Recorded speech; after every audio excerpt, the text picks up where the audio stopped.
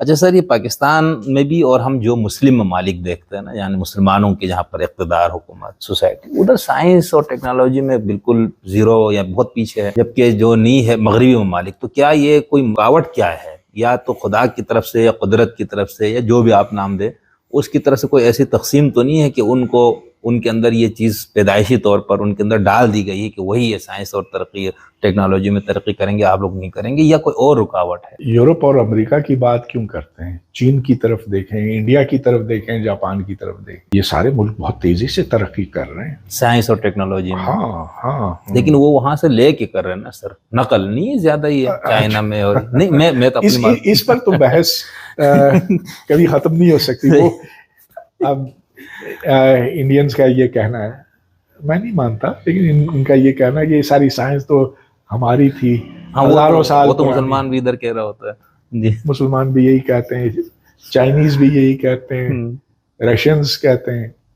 تو یہ باتیں اپنی جگہ پر، لیکن حقیقت یہ ہے کہ دنیا کے کچھ ممالک ہیں جہاں سائنس اور سوچ، صرف سائنس میں نہیں لیکن فکر، فلسفہ، جی، طب، ہر چیز میں بہت تیزی سے ترقی ہو رہی ہے. اور کچھ ہیں جو ایسے لگتا ہے کہ دلدل میں پھنسے ہوئے ہیں.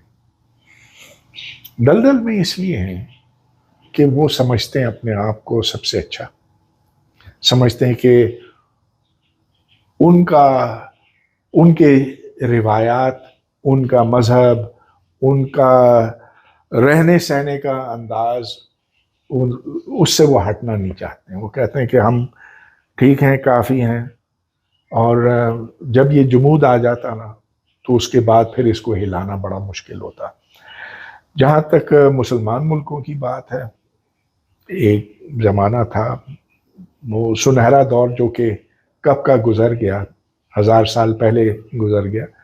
لیکن میرا اپنا مطالعہ یہ ہے کہ اس زمانے میں مسلمانوں کی سوچ اس طرح سے سخت نہیں تھی. سختی بعد میں آئی امام غزالی کے ساتھ، اور جب یہ خیال، جب جو پرانی روایات ہیں انہیں مضبوط کر دیا گیا دوبارہ سے.